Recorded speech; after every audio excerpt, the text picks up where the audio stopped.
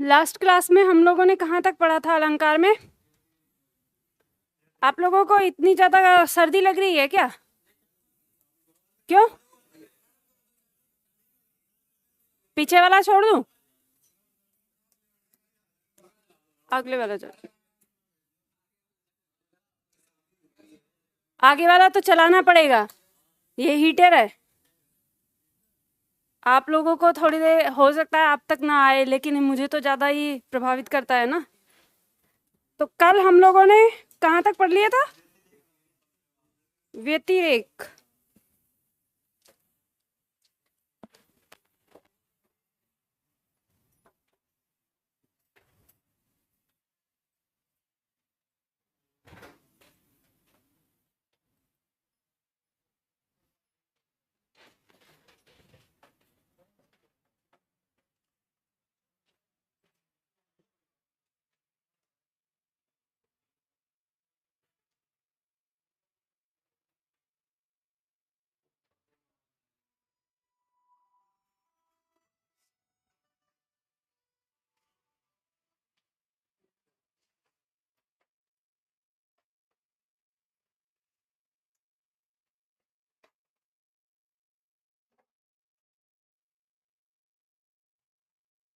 चलो देखो, हम लोग शुरू करते हैं अपनी क्लास।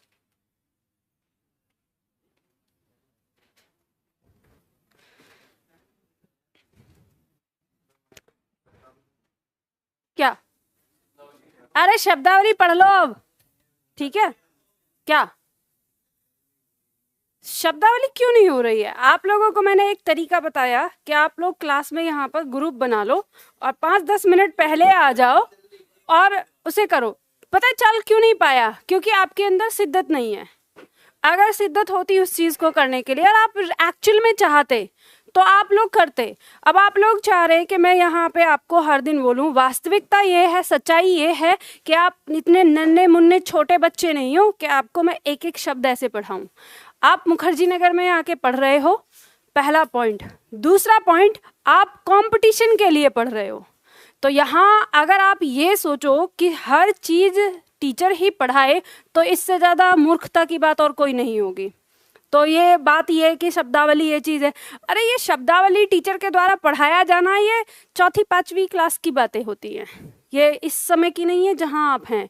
यहाँ तो आपके लिए एक एक दिन, एक एक कहते हैं ना, एक एक मिनट, एक एक सेकंड ये कीमती है। किसी ने बहुत खूबसूरत सी लाइन कही है, ये जो बीत रहा है ना, समय नहीं है, जिंदगी भी है। तो आपके एक एक मिनट, एक एक सेकंड के साथ आपको लगता है कि समय बीत रहा है, नहीं, आपकी उम्र भी बीत रही है, आपकी जिंदगी भी खत्म होती जा रही है। तो उस चीज को ध्यान में रखते हुए अपने जीवन का काम शुरू करो। तो ऐसे नहीं सोचो कि ये कोई करा दे, या ऐसे सपने मत, ख्याली पुलाव मत पकाओ कि ऐसे भगवान मुझे कोई शक्ति दे दे तो मेरे अंदर सब कुछ याद हो जाए मेरे दिमाग में, या ऐसे कहीं से उड़ता हुआ पेपर आ जाए मेरे पास, मैं रट लूँ, बाकी सबको ना मिले मुझे मिल जाए, या कोई ऐसी दिव्य शक्ति आ जाए कि जो मुझे पूरा पेपर बता जाए। ये सब जो ख्याल चलते हैं ना दिमाग में, ये सब ऐसे ही है, बेकार के, फालतू। ये हैं जो मेहनत के रास्ते से आपको बचाने की कोशिश करते हैं। इस जिंदगी का कड़वा सत्य ये है, ना तो कोई शक्तिमान जैसी शक्ति आपके अंदर आने वाली है, ना कोई चमत्कार होने वाला है। चमत्कार वही कर सकता है जो अपने आप को भट्टी में झोंक देगा। और भट्टी में झोंकने का मतलब नहीं है कि कहीं आग जल रही है और वहां जाके कूद जाओ कि मैम ने कहा है भट्टी में झोंक देना। भट्टी में झोंकने का मतलब है मेहनत करना। कुछ भी काम कर रहे हो, पढ़ रहे हो, अगर आप जिस समय खाना खा रहे हो तो उस समय भी रेस्ट ना लो, उस समय भी ऐसे ये शब्दावली रख लो साथ में। इधर इधर से ये टुकड़ा एक खा रहे हो, अच्छा इसका ये, इसका ये, इसका ये, ऐसे। जब जिस दिन आपके अंदर ये पागलपन आ जाएगा ना, और जब आपका रूममेट कहे अरे थोड़ा सा रेस्ट कर ले, ऐसे दिमाग फट जाएगा, समझ जाना आप सही लाइन पे चल रहे हो, मतलब वो आपको जल रहा है अब आपसे। तो ऐसी वाली स्थिति लेके आओ अपने अंदर। चलो, बहुत हो गया दृष्टांत, अब पढ़ लेते हैं दृष्टांत अलंकार। मैंने कहा बहुत हो गया दृष्टांत। दृष्टांत का क्या अर्थ होता है? उपदेश, ठीक है? क्या अर्थ होता है? उपदेश। तो दृष्टांत अलंकार को आपको ऐसे ही याद रखना है। दृष्टांत का मतलब होता है उपदेश। किसी पंक्ति के अंदर आपको कोई उपदेश दिया गया हो, तो वो उस पंक्ति में जो अलंकार होगा वो हमारा क्या होता है, दृष्टांत अलंकार होता है। परिभाषा लिखो इसकी, लिखो, जहां उपमेय में कही गई बात,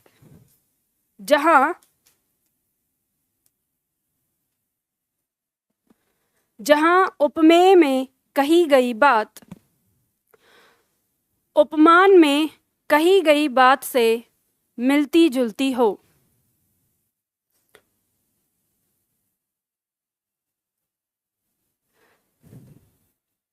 उपमान में कही गई बात से मिलती जुलती हो, वहां दृष्टांत अलंकार होता है।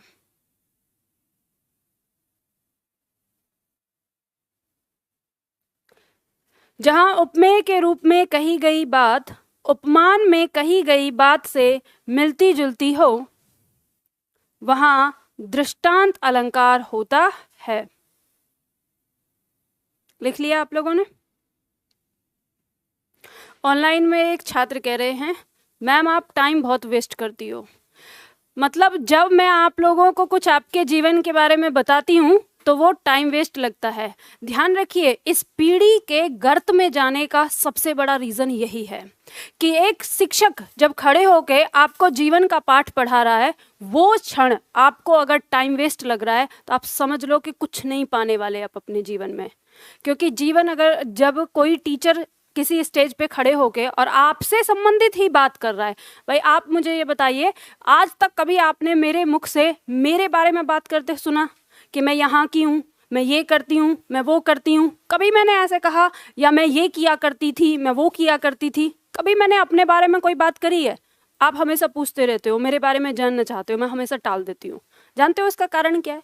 इसका कारण ये है कि जब मेरा शुरुआत का बैच शुरू हुआ था तो मैंने ऐसे अपने बारे में बताया था कि मैं कैसे मेहनत करती थी। तो एक स्टूडेंट ने मुझे कह दिया था कि अपनी तारीफ अपने आप मत किया करो। उस दिन के बाद से मैंने कसम ली कि मैं मेरे बारे में कभी कुछ नहीं बोलूँगी। आज हम मुझे स्टूडेंट बोलते हैं कि मैम संदीप माहेश्वरी के वहाँ चले जाओ और ये सारी चीज़, मैंने कसम खाई हुई है कि नहीं, मैं अपनी तरफ से कभी नहीं जाऊंगी, मैं अपनी तरफ से कभी किसी को बताऊंगी नहीं कि मैं कहाँ से आई हूँ, क्या किया है, कैसे किया है। ये दुनिया देखेगी अपने आप, एक समय के बाद मेरा कर्म बोलेगा। मैं तब भी जब भी कभी बोलती हूँ यहाँ पे तो आपके जीवन के बारे में बोलती हूँ, आपको मोटिवेट करने के लिए बोलती हूँ। और वो बात भी अगर टाइम वेस्ट लगती है तो चलो कोई बात नहीं, पढ़ो, फिर पढ़ने की स्पीड को झेलो। चलो, तो यहाँ पे हमने दृष्टांत अलंकार की एक परिभाषा समझी है। ये बात कही है कि उपमेय में कही गई बात उपमान में कही हुई बात से मिलती जुलती हो। ये तो इसकी परिभाषा है। आपकी परीक्षा में जब प्रश्न आएगा तो वैसे ही आएगा कि उपमेय में कही गई बात उपमान के जैसी दिखती हो, वहाँ कौन सा अलंकार होगा? तो दृष्टांत अलंकार होगा। लेकिन किसी पंक्ति में अगर आपको पहचान ना हो कि इसमें दृष्टांत अलंकार है या नहीं, तो आपको पहचान में देखना है कि पंक्ति में कोई कहावत या लोकोक्ति या कोई मुहावरा दिया हुआ होगा। ठीक है, जब पंक्ति दी होगी उसमें कोई कहावत या कोई लोकोक्ति आपको देखने को मिलेगी। जैसे उदाहरण दिया है हमारा, एक म्यान में दो तलवारें कभी नहीं रह सकती हैं, किसी और पर प्रेम नारियां पति का क्या सह सकती हैं। अब ये पंक्ति है, इस पंक्ति में ये जो दिया है एक म्यान में दो तलवारें, ये एक लोकोक्ति है। आपने सुना होगा, ऐसे कहा जाता है कि एक म्यान में दो तलवारें नहीं रह सकती। म्यान क्या होती है? तलवार को रखने वाला जो मतलब एक क्या कहें, उसका कवर कह सकते हैं ना, खोल, जिस चीज़ में तलवार को रखा जाता है उसे म्यान कहते हैं। तो कि एक म्यान के अंदर दो तलवारें नहीं रह सकती, उसी प्रकार से अब कवि ने कहा है कि जिस प्रकार से एक म्यान में दो तलवारें नहीं रह सकती, उसी प्रकार से जो नारियां हैं वो अपने पति का प्रेम किसी और नारी के लिए सहन नहीं कर सकती। तो यहाँ पे ये जो पंक्ति है, ये पंक्ति हमें बताती है कि इस पंक्ति में जो बात कही गई है वैसी ही यहाँ पर मिलती जुलती बात कही गई है। तो इसमें कौन सा अलंकार होगा? दृष्टांत अलंकार। ठीक है। नंबर 2 कहता है कि करत करत अभ्यास के जड़मत होत सुजान, रसरी आवत जात ते सिल पर परत निशान। अब यहाँ पे दूसरी पंक्ति फिर कह रही है, और अब ध्यान देना, जो आपने शब्दावली के लिए बोला था ये उस चीज को सिखाएगी। कह रहा है कि करत करत अभ्यास के जड़मत होत सुजान, बार बार अभ्यास करने से, जड़ माने मूर्ख, मति माने बुद्धि, तो मूर्ख बुद्धि वाला भी सुजान मतलब विद्वान हो जाता है। ठीक उसी प्रकार से, किस प्रकार से, जिस प्रकार से रस्सी आवत जाते, रस्सी का मतलब है रस्सी, रस्सी के आने जाने से सिल पर यानी पत्थर पर निशान पड़ जाता है। अब ये किस पत्थर की बात कर रहा है, जैसे जब कुआं, पहले जमाने की बात है, बहुत पुरानी है, जब लेखक ने लिखी है उसी समय का उसने उपमान लिया है कि जब कुएं से पानी निकालते थे तो एक रस्सी पत्थर की सिला से होके आती जाती थी। रस्सी कितनी कोमल नाजुक होती है पत्थर की तुलना में, लेकिन उस पर बार बार आने जाने से क्या कर देती है, उसमें भी गड्ढा हो जाता है, निशान हो जाता है। तो यही कहा है कि अब एक नाजुक सी कोमल सी रस्सी, अगर कोई ये कहे कि रस्सी से पत्थर को तोड़ दिया जाएगा तो संभव है क्या, ये तो असंभव सी बात है। लेकिन बार बार रस्सी के आने जाने से चाहे 1 साल बाद, चाहे 2 साल बाद, चाहे 10 साल बाद उसमें निशान पड़ जाता है। तो ये बात आपको समझाती है कि अगर किसी चीज का आप बार बार अभ्यास करेंगे तो उस चीज में आप क्या हो जाएंगे, विद्वान हो जाएंगे। बात समझ में आ गई। तो इसमें जो कहावत है वो क्या है कि रसरी आवत जाते सिल पर परत निशान। तो इन दोनों पंक्तियों में आप समझ गए। तो इसमें क्या होगा, दृष्टांत अलंकार होगा। इसके बाद आता है हमारा विभावना अलंकार। विभावना अलंकार किसे कहते हैं, इसकी परिभाषा लिखिए, लिखो इसमें, जहां कारण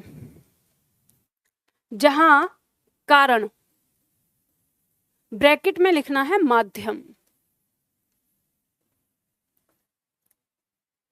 जहां कारण ब्रैकेट में माध्यम, ठीक है, ब्रैकेट बंद, के ना होते हुए भी,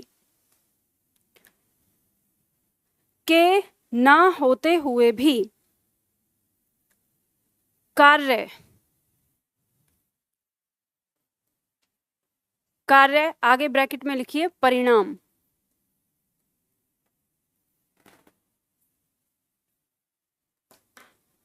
परिणाम का होना पाया जाए,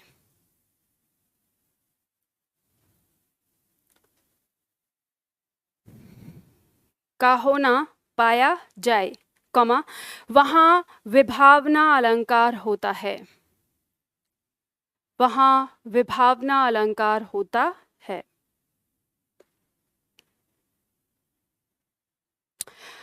पंक्ति कह रही है हमारी यहाँ पे परिभाषा कि जहां कारण के ना होते हुए भी, मतलब कारण वहां नहीं है लेकिन वहां कार्य हो रहा है। कारण का मतलब माध्यम या साधन, यानी वो साधन नहीं है जिससे वो काम होना है, लेकिन फिर भी वहां काम का होना पाया जाए, वहां क्या होगा, विभावना अलंकार होता है। अब विभावना अलंकार को किसी पंक्ति के अंदर अगर आपको पहचान करना है तो आपको उस पहचान में ध्यान देना होगा कि कुछ शब्द आपको मिलेंगे, जैसे बिना, बिनु, बिन, बिनु आदि। यानी कहने का मतलब है ऐसा शब्द आपको मिलेगा जो मना करता हो, ठीक है, बिन, बिना, बिनु, इस तरह का वहां उसका प्रयोग मिलेगा। जैसे उदाहरण दिया है हमारा, बिनु पग चले सुने बिनु काना, कर बिनु कर्म करे विधि नाना, आनन रहित सकल रस भोगी, बिनु वाणी वक्ता बढ़ जोगी। दूसरी पंक्ति कहती है, अब यहाँ पे आपको बिनु बिनु दिख रहा है, तो जैसे ही बिनु बिनु दिख रहा है आप क्या बनाएंगे यहाँ पर कि ये क्या है, हमारा विभावना अलंकार है। आगे दिया, निंदक नियरे राखिए आंगन कुटी छबाए, बिन पानी साबुन बिना निर्मल होत सुभाए। अब यहाँ पे बिन और बिना शब्द दिया है तो इससे पहचान लेंगे आप कि क्या है, इसमें विभावना है।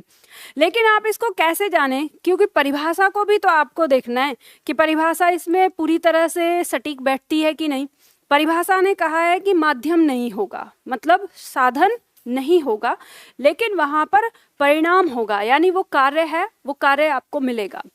तो यहाँ पे पंक्ति कहती है हमारी कि बिनु पग, अब ये पग मतलब पैर, बिना पैरों के चलता है, यानी काम करने वाला साधन क्या है, पैर है, लेकिन पैर नहीं है, लेकिन फिर भी क्या है, वो चल रहा है। सुने बिनु काना, कान नहीं है उसके, लेकिन फिर भी क्या कर रहा है, सुन रहा है। कर बिनु कर्म करे विधि नाना, कर माने हाथ, ठीक है, हाथ नहीं है उसके, लेकिन फिर भी नाना प्रकार के, नाना का मतलब होता है विभिन्न प्रकार के कर्म कर रहा है, यानी हाथ नहीं है फिर भी विभिन्न प्रकार के कर्म कर रहा है। आनन रहित सकल रस भोगी, सकल का मतलब होता है सभी, आनन का अर्थ है मुख, यानी मुख नहीं है, रहित का मतलब ना होना, तो मुख नहीं है उसके लेकिन सभी प्रकार के रस भोगता है। बिनु वाणी वक्ता बड़ जोगी, वाणी नहीं है उसके पास, आवाज नहीं है लेकिन फिर भी बहुत बड़ा वक्ता है, यानी जोगियों में कहते हैं ना जो बड़े बड़े वक्ता होते हैं उनका भी बहुत बड़ा वक्ता है। तो इस पंक्ति में आपको यहाँ समझ में आया कि साधन नहीं है लेकिन कार्य फिर भी हो रहा है। अच्छा ये बताइए, आप ये बता सकते हैं कि ये जो पंक्तियां कही गई हैं ये किसके विषय में कही गई हैं?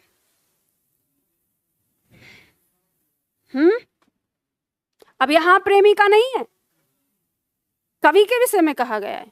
कवि के हाथ नहीं होते, कान नहीं होते क्या? कवि के पैर नहीं होते?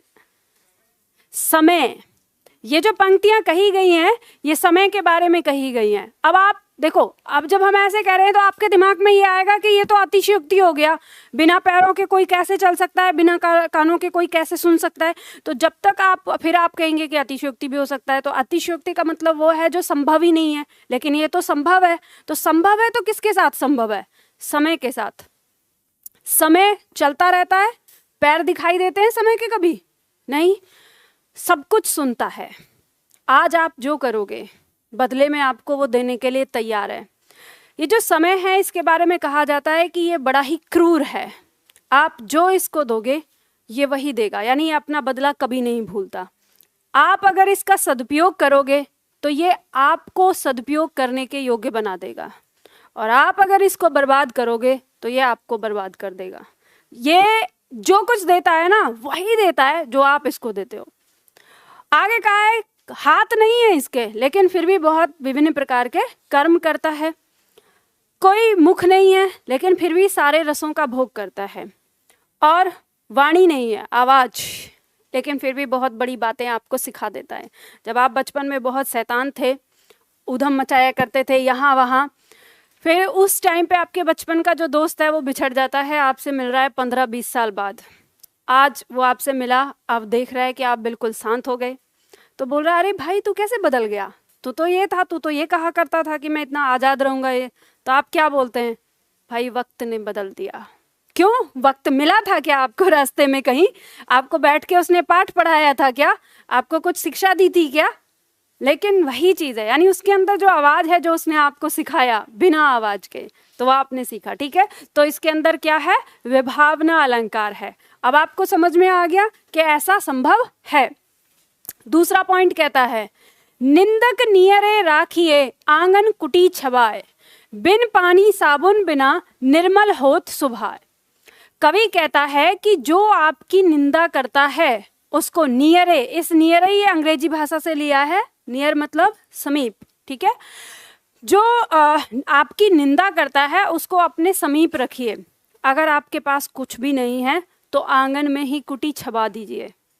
अब ये जिस समय कवि ने कहा है उस समय कुटिया ही बना करती थी, आजकल कमरे बनने लगे हैं, तो आप ऐसे कर सकते हैं कि अगर कोई निंदा कर रहा है तो उसको अपने कमरे में ही रख लो, तो पता रहेगा। ठीक है, फिर क्या होगा? फिर ये होगा कि बिन पानी साबुन बिना निर्मल होत सुभाए। आपका जो स्वभाव है वो बिना पानी और बिना साबुन के क्या हो जाएगा? निर्मल हो जाएगा। जैसे एक छोटा सा उदाहरण देती हूँ आपको। देखो, जीवन में सबसे पहले तो कभी ना उन लोगों से कभी घृणा मत करना, उन लोगों से कभी नफरत मत करना जो आपकी बुराई करते हैं, ठीक है। और जिनकी बुराइयों से डर कर आप यहाँ पढ़ाई करते हैं, जैसे आपके रिश्तेदार, हाँ देखेंगे गया तो है मुखर्जी नगर, क्या कर लेगा। तो जब आपका मन नहीं करता ना पढ़ने का, और जब मम्मी का फ़ोन आता है, बेटा तेरी बुआ ऐसे कह रही थी, तेरी ताई ऐसे कह रही थी कि देखेंगे क्या कर लेगा, तो आप फ़ोन रखते ही तुरंत सारी चीज़ें छोड़ के एकदम से पढ़ने में लग जाते हैं। क्योंकि वो जो निंदा कर रहा है ना आपकी, वो आपके दिमाग में डर है कि अगर मैं यहाँ से कुछ नहीं करके गया ना तो ये जीने नहीं देंगे मेरे माता पिता को और मुझे। तो आप उस निंदा के डर से मेहनत करते हैं, और मेहनत करते हैं तो एक दिन सफल हो जाते हैं। तो जिस दिन आप सफल होते हो तो सबसे पहले जाके उस व्यक्ति के जाके ना पूरा धन्यवाद करना चाहिए जिसकी वजह से आप वो बने हो।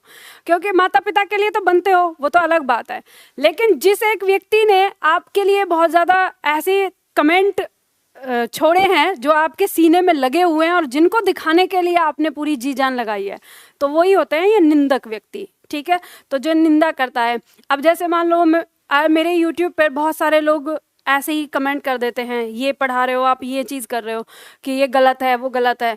तो मैं उस पॉइंट को जब वो आता है तो मैं बहुत शुक्रिया अदा करती हूँ कि आपका बहुत शुक्रिया कि मेरे अंदर जो कमी है, जैसे किसी ने कमेंट किया कि आप श का उच्चारण गलत करती हैं, तो मैं उस व्यक्ति का तहे दिल से धन्यवाद करती हूँ कि उसने इतने बड़े प्लेटफॉर्म पे ये लिखा। मैंने उस दिन के बाद ये ध्यान देना शुरू कर लिया कि मैं मेरे स पे ध्यान दूंगी। तो ऐसे बहुत सारे कमेंट होते हैं। तो जब लाइफ में आपसे अगर कोई कुछ इस तरह से बोले तो उसका धन्यवाद करना चाहिए, क्योंकि वो क्या करता है उसको पता नहीं है। अगर ये वाली बात उसको पता चल गई कि मेरे कमेंट करने से ये बंदा सुधर रहा है, तो ये मैं आपको गारंटी से कहती हूँ अगले दिन वो कमेंट करना छोड़ देगा, आपकी कमियों को, आपकी खूबियां बताना शुरू कर देगा। बस ये है कि उसको पता नहीं चलता है ना। चलो, तो इस बात को ध्यान रखना आगे के लिए। अगला लिखते हैं, अन्योक्ति अलंकार। अन्योक्ति अलंकार क्या कहता है हमारा, इसकी परिभाषा लिखिए। एक बात ध्यान रखना, नाम से फिर अन्योक्ति जो बना है वो बना है अन्य प्लस उक्ति। अन्य मतलब कोई दूसरा, उक्ति मतलब कथन। किसी और दूसरे के माध्यम से जो कथन कहा जाए उसको हम क्या कहेंगे, अन्योक्ति कहेंगे। परिभाषा लिखिए इसमें। ठीक है, परिभाषा लिखिए। जहां अप्रस्तुत को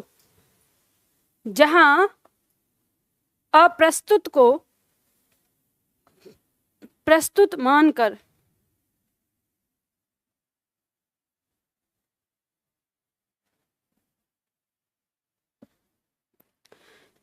जहां अप्रस्तुत को प्रस्तुत मानकर वर्णन किया जाए, जहां अप्रस्तुत को प्रस्तुत मानकर वर्णन किया जाए,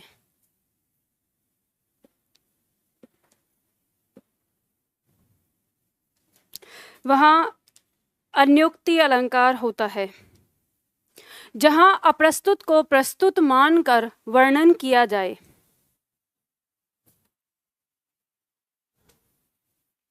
जहां अप्रस्तुत को प्रस्तुत मानकर वर्णन किया जाए, वहां अन्योक्ति अलंकार होता है। देखो इसको समझो कैसे। यहाँ पे कहा है अप्रस्तुत का मतलब जो आपके सामने उपस्थित नहीं है।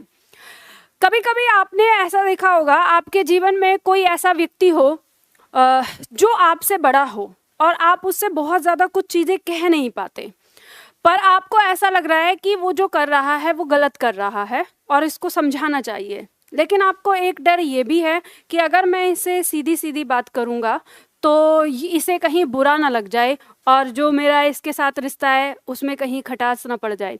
तो ऐसे रिश्ते को जब समझाने के लिए आप कोई दूसरा रास्ता चुनते हो, तो वो दूसरा रास्ता क्या होता है कि वो जो गलती कर रहा है वैसी ही गलती की आप एक कहानी बनाते हो और कहानी बना के आप उसको बताते हो कि भाई ऐसा है। और अब जो उसको शिक्षा देना चाहते हो, आप जो बताना चाहते हो कि ये गलत है, तो उस कहानी में ही आप उसको बताते हो कि ऐसे मेरा एक दोस्त था, वो ऐसे करने लगा और फिर उसके साथ ये हो गया और फिर उसके साथ ये हुआ और अब देखो मैंने उसको समझाया भी था कि ऐसा काम मत कर, लेकिन उसने ऐसा किया, अब देखो उसके सामने ये रिजल्ट आ गया। तो यानी ये क्या हुआ कि जो आपके सामने प्रस्तुत नहीं है उस प्रस्तुत को सामने मानकर आपने वो बात कही और सिखा किसको रहे हो, जो कि प्रस्तुत है वहां पर, जो सामने है उसको सिखा रहे हो। तो वहीं पे होता है अन्योक्ति अलंकार।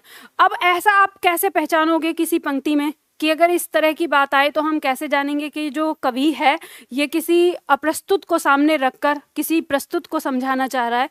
तो ऐसी स्थिति में आपको ध्यान रखना है कि अन्योक्ति अलंकार जिन पंक्तियों में होता है उन पंक्तियों के दो अर्थ निकलते हैं।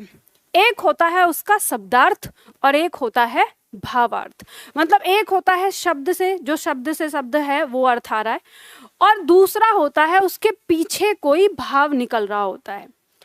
तो जैसे आपकी परीक्षा में बहुत ज़्यादा प्रचलन में आता है पहला पॉइंट नहीं पराग नहीं मधुर मधु, नहीं विकास इहीं काल, अली कली सो बिंदियो, आगे कौन हवाल। अब ये बिहारी जी का दोहा है। बिहारी जी ने अपने राजा को लिखा था। कहा जाता है, ऐसा माना जाता है, जब ये दोहा उन्होंने लिखकर भेजा था उनको, तो वो इसलिए भेजा था कि राजा ने किसी नाबालिग लड़की से शादी कर ली थी। और ऐसा कहा जाता है कि जो राजा होकर उसने नाबालिग लड़की से शादी कर ली तो बाकी प्रजा क्या करेगी। तो ये तो उदाहरण गलत जाता है। अब क्योंकि वो कवि है तो वो वैसे डायरेक्ट कह भी नहीं सकता क्योंकि राजा है।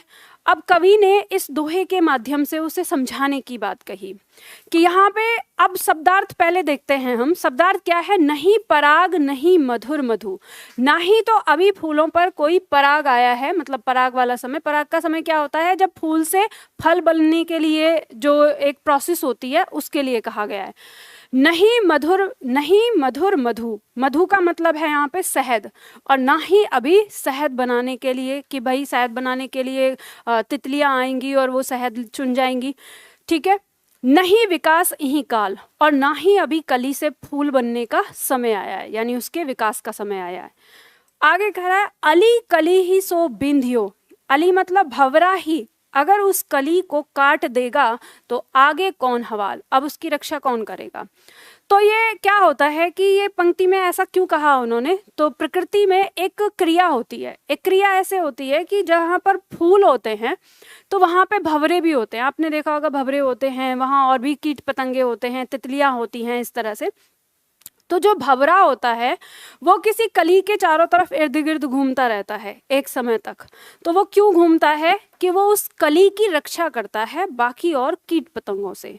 और ऐसा माना जाता है कि जो भंवरा रस चुनता है वो उस फूल का रस चुनता है जिस फूल में परागण आ जाते हैं, और जो एक क्रिया होती है कि फूल से फल बनने की, वो क्रिया समाप्त हो जाती है। अब जो वो पत्तियां हैं वो सिर्फ गिर जाएंगी, तो पत्तियां नीचे गिरने से पहले ही वो उन पत्तियों का रस चुनता है। तो ये बात यहाँ पे वही उदाहरण दिया है कि अगर राजा को यहाँ पे कवि सिखाना चाह रहा है कि राजा ही अगर इस तरह का काम करेगा तो बाकी और जो जनता है वो क्या करेगी। और फिर जो गुहार अगर कोई लेके आए तो फिर उसकी रक्षा कौन करेगा जब राजा ही ऐसा काम कर रहा है। तो यानी इस पंक्ति के अंदर दो अर्थ निकल रहे हैं। अब आप कहेंगे कि मैम हमको कैसे पता चलेगा कि इस पंक्ति में दो अर्थ निकले हैं या नहीं है, हमको कैसे पता चलेगा कि राजा के लिए ये कहा गया है नहीं।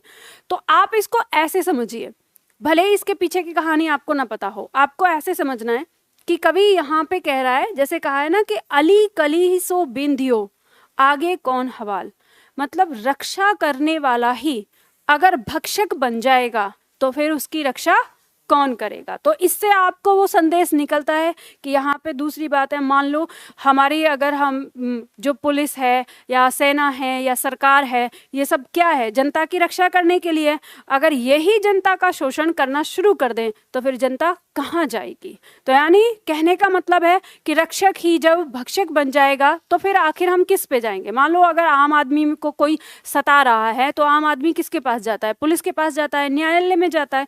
और अगर यही जो रक्षा करने वाले हैं अगर यही भक्षक हो जाएं तो फिर कहाँ जाएंगे? फिर तो कोई उम्मीद बचती ही नहीं है, फिर तो आदमी क्या होता है? हताश हो जाता है। तो इस तरह से दो अर्थ निकलते हैं। तो जिस पंक्ति में दो अर्थ निकलेंगे वहां पर क्या होगा? अन्योक्ति अलंकार होगा। नंबर 2, माली आवत देख के कलियां करें पुकार, फूले फूले चुन लिए काल हमारी बार।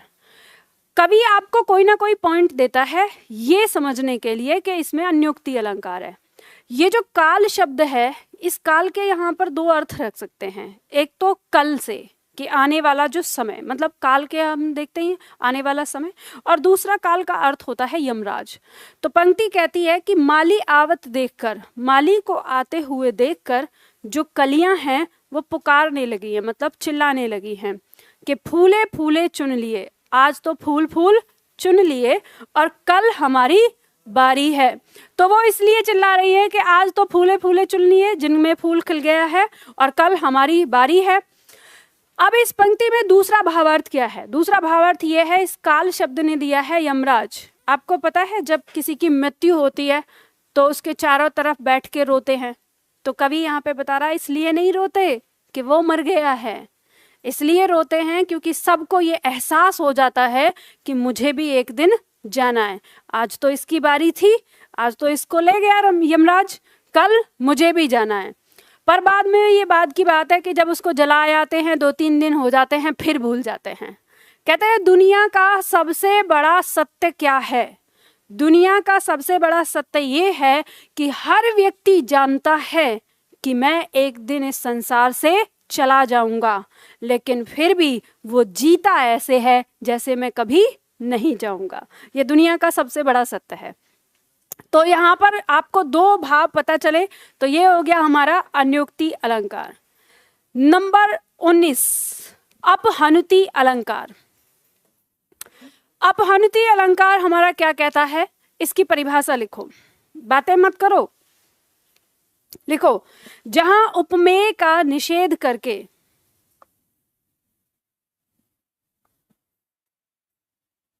जहां उपमेय का निषेध करके, जहां उपमेय का निषेध करके उपमान होना सिद्ध किया जाए, जहां उपमेय का निषेध करके उपमान होना सिद्ध किया जाए,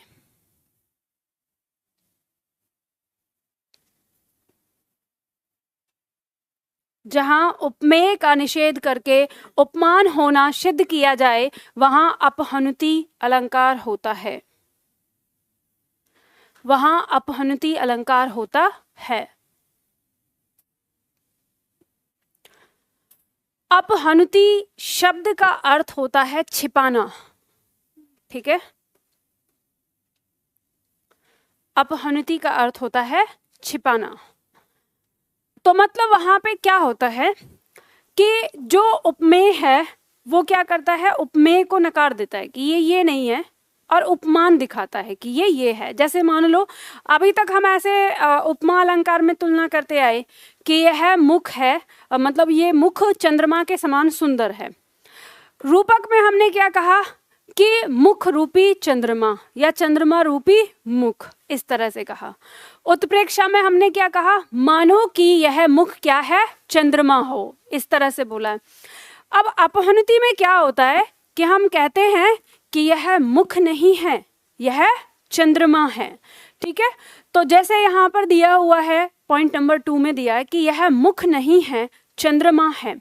इसी तरह से दूसरी पंक्ति दिया है गरजते घन नहीं बजते नगाड़े हैं। अब क्या हो रहा है, बादल गरज रहे हैं, लेकिन कवि क्या कह रहा है, ये घन यानी बादल नहीं गरज रहे, ये क्या है, जैसे कि नगाड़े बज रहे हों। तो अब यहाँ पे आप समझ जाएंगे कि जिसके बारे में बात हो रही है उसका निषेध कर दिया है और दिखा दिया है। तो इसमें आपको अक्सर मिलेगा नहीं शब्द आएगा, ठीक है। नहीं शब्द आपको देखने को मिलता है, पहचान में चाहो तो लिख सकते हो, ये आपको नहीं शब्द देखने को मिलता है।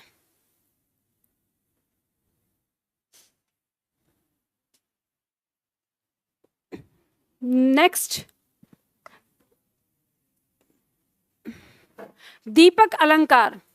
ये दीपक अलंकार आपकी परीक्षा में आता नहीं था, लेकिन पिछली बार जब आपकी यूपीएसआई की परीक्षा हुई थी तो उसमें ये आ गया था, दीपक अलंकार। दीपक अलंकार ये 2016 में हुई थी, आपकी यूपीएसआई की जो हुई थी 2016 या 17 में। चलो देखो, इसमें लिखो, जहां प्रस्तुत या अप्रस्तुत का,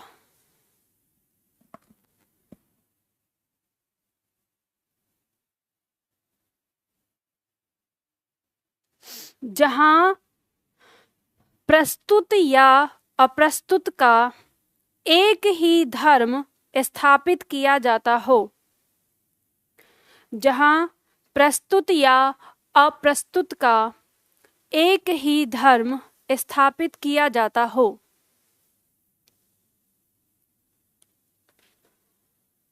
कमा, वहां दीपक अलंकार होता है, वहां दीपक अलंकार होता है।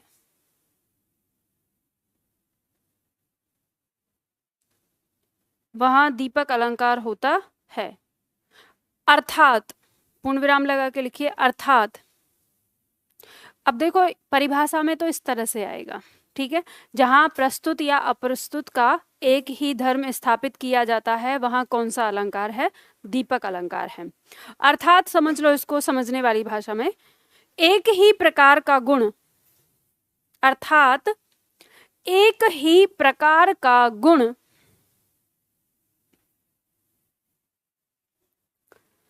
अन्य कई वस्तुओं में दिखाई दे, अर्थात एक ही प्रकार का गुण अन्य कई वस्तुओं में दिखाई दे।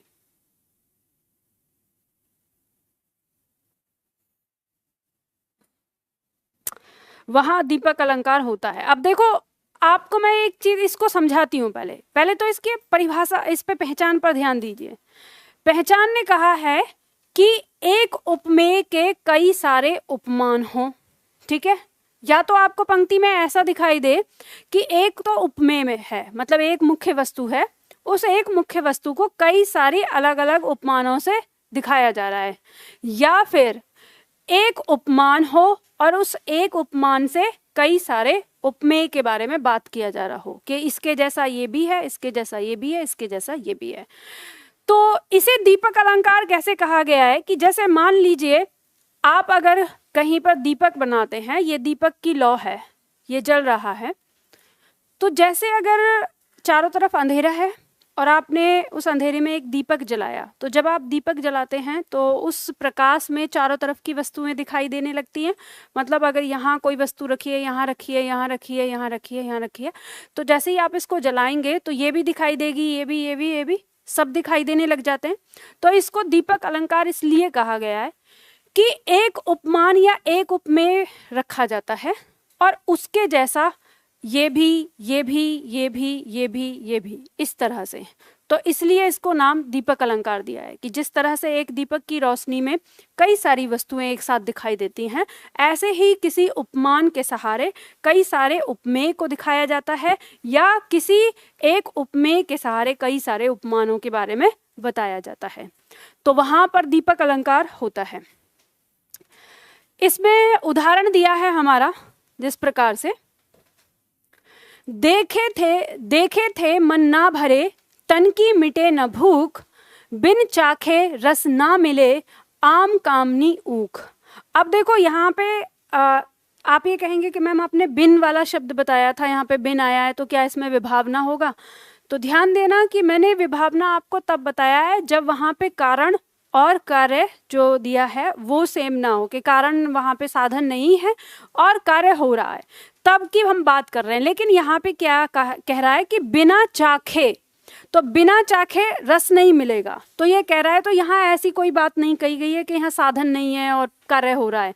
तो ये बात आपको समझनी जरूरी होगी। ऐसा नहीं कि अब एकदम से आप बिल्कुल ना समझ की तरह उठाएं और देखें बिन और फिर विभावना लगा दें, ये समझना होगा। तो पंक्ति में आप इसका अर्थ समझ गए होंगे। ये कोई ऐसी संस्कृत भाषा या किसी में नहीं है कि आपको नहीं समझ में आ रहा है। तो इसी तरह की पंक्तियां आती हैं, अगर एक बार में समझ में ना आए तो आप उस पंक्ति को दोबारा पढ़ो। जैसे कहते हैं कि देखे से मन ना भरे, तन की मिटे न भूख। ये बात तो समझ में आ रही है। ये कह रहा है कि किसी चीज को, किसी भी चीज के बारे में बोल रहा है कि देखने से मन नहीं भरेगा और ना ही तन की भूख मिटेगी। फिर आगे कह रहा है बिन चाखे रस ना मिले, बिना चाखे रस नहीं मिलेगा, आम कामनी ऊख। अब यहाँ पे इतना दिया है तो आपको ये वाली बात समझ में आ रही है कि एक बात कही जा रही है कि देखे से मन नहीं भरेगा, ठीक है, तन की भूख नहीं मिटेगी, फिर बिना चाखे रस नहीं मिलेगा। तो तीन बातों के बारे में बात कही जा रही है। और फिर यहाँ दिया है आम कामनी ऊख। अब ये तीन शब्द यहाँ पे दे दिए हैं। अब अगर हम एक भी, पहले हम बात करते हैं आम के बारे में। आम आपके सामने रखा हुआ है, आपको पता है कितना सुंदर लगता है आम। तो उसको अगर कोई आपसे ये कह दे कि देखो ये सुंदर आम है, और आपसे कहे देखो कितना बढ़िया है, आनंद आ रहा है ना, तो आप कहेंगे देखे से मन नहीं भरेगा, केवल देखने से मन नहीं भरेगा, और ना ही जो मन में उसे खाने की जो भूख लग गई है वो भूख खत्म होगी। और बिन चाखे रस ना मिले, जब तक इसको चक्के नहीं देखेंगे तब तक कैसे पता चलेगा कि आम मीठा है कि खट्टा है? समझ गए? तो यहाँ पे कहा गया, अब इस एक चीज के लिए तीन बातें अलग अलग दिखाई गई हैं। दूसरा दिया है यहाँ पर कामनी। कामनी का मतलब है यहाँ पर स्त्री, सुंदर स्त्री। तो सुंदर स्त्री है तो उसको देखने से मन नहीं भरेगा कि अगर देख रहे हैं, अब किसी सुंदर स्त्री को देखते हैं तो मन में स्वाभाविक सी बात है आकर्षण आता है। और तन की मिटे न भूख, जो उससे मिलन के लिए भूख लगी है वो भी नहीं मिटेगी।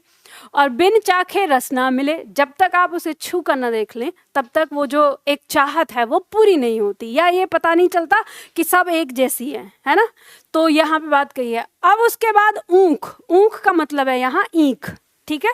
गन्ना, तो जो गन्ना होता है उसे भी आप, ये तो गांव वाले ही बता सकते हैं, गन्ने को देखकर मन में खाने की लालसा जगती है, ठीक है। तो उसे भी देखने से मन नहीं भरेगा, और जब तक आप खा नहीं लोगे तब तक तन की भूख नहीं मिटेगी, और जब तक चक्के नहीं देखोगे तब तक पता नहीं चलेगा कि गन्ना मीठा है, ठीक है। तो कितने लोगों ने नहीं खाया है गन्ना? सब लोगों ने खाया है, गांव के आते हैं। हाँ हाँ हाँ, चूसना ही सही, ठीक है। तो अब हम यहाँ पे चाखे की बात कर रहे हैं, चाखना, उससे समझ लो, ठीक है। चलो बहुत बढ़िया, मेरे छात्र बहुत एकदम मतलब ब्रिलियंट है, क्या कहूँ। चलो तो ये बात समझ में आ गई। तो इसमें एक से अधिक उपमान है और एक से अधिक उपमेय है। अगला आता है हमारा प्रतीप अलंकार। प्रतीप अलंकार की परिभाषा लिखिए, लिखो, जहां उपमान को उपमेय से कम, जहां उपमान को उपमेय से कम अथवा उपमेय को उपमान से अधिक, जहां उपमान को उपमेय से कम अथवा उपमेय को उपमान से अधिक गुणवान दिखाया जाए, अथवा उपमेय को उपमान से अधिक गुणवान दिखाया जाए, वहां प्रतीप अलंकार होता है, वहां प्रतीप अलंकार होता है। पूर्ण विराम लगा के लिखिए इसमें, यह उपमा अलंकार का उल्टा होता है, यह उपमा अलंकार का उल्टा होता है, यह उपमा अलंकार का उल्टा होता है।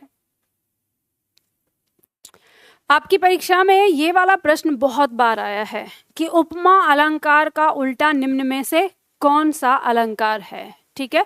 तो प्रतीप अलंकार। अब उदाहरण देखो, जैसे उदाहरण दिया है, चंद्रमा मुख के समान सुंदर है, मतलब इस तरह की बात कही गई होगी।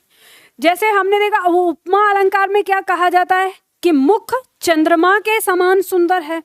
यहाँ कहा जा रहा है, बात तो हो रही है मुख के बारे में ही, लेकिन अब चंद्रमा जो उपमान है, उपमान की तुलना करी जा रही है उससे कि जो चंद्रमा है वो कैसा है, मुख के समान सुंदर है। तो मुख को चंद्रमा से ज्यादा अधिक गुणवान दिखाया गया है। तो यहाँ पर क्या होता है, प्रतीप अलंकार होता है। जैसे दूसरा उदाहरण दिया है, जग प्रकाश तब जस करे वृथा भानु यह देख। यानी यहाँ पे पंक्ति कह रही है कि जग प्रकाश तब जस, जस मतलब प्रसिद्धि, किसी के जीवन में जब उसकी प्रसिद्धि प्रकाश करना शुरू कर दे। मान लो किसी व्यक्ति के चारों तरफ बस उसी के बारे में जाना जा रहा है कि ये कौन है, सारे लोग उसी के बारे में बात कर रहे हैं, तो यानी उसकी प्रसिद्धि ऊपर जब चढ़ने लगती है तो वो क्या है, एक तरह से उसके जीवन में प्रकाश ही कर रही है। तो जब किसी की प्रसिद्धि उसके जीवन में प्रकाश करना शुरू कर दे तो वृथा भानु यह देख। तो ये कहा है कि फिर उस स्थिति में जो भानु है मतलब सूर्य है वो क्या लगने लगता है, व्यथा मतलब बेकार, ठीक है। वृथा का मतलब होता है बेकार, तो फिर भानु यानी सूर्य कैसा लगने लगता है, बेकार लगने लगता है। तो यहाँ पे अब कवि ने कही है बात कि बेकार कैसे लगने लगेगा, लेकिन उसे बेकार इसलिए लग रहा है क्योंकि उसके जीवन में तो यश जो है, उसका जो प्रसिद्धि है वो प्रकाश कर रहा है। तो यहाँ पे क्या हो गया कि उपमान को क्या दिखा दिया, नीचा दिखा दिया, कि जिससे उसकी तुलना की गई है, सूर्य से तुलना की गई है तो उसको नीचा दिखा दिया। मतलब किसी की प्रसिद्धि इतनी ज्यादा उजाला कर रही है कि सूर्य उसके लिए बेकार हो गया। तो ऐसी स्थिति, अब ये कहीं कहीं पर व्यतिरेक के जैसी लगेगी।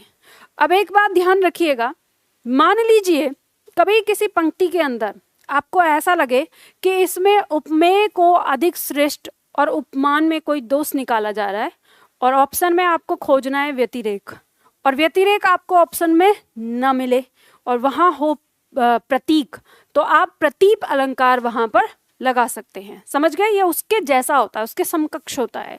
व्यतिरेक और प्रतीप अलंकार लगभग एक जैसे होते हैं। दो तरह के अलंकार अब दिए हैं नीचे, संकर अलंकार।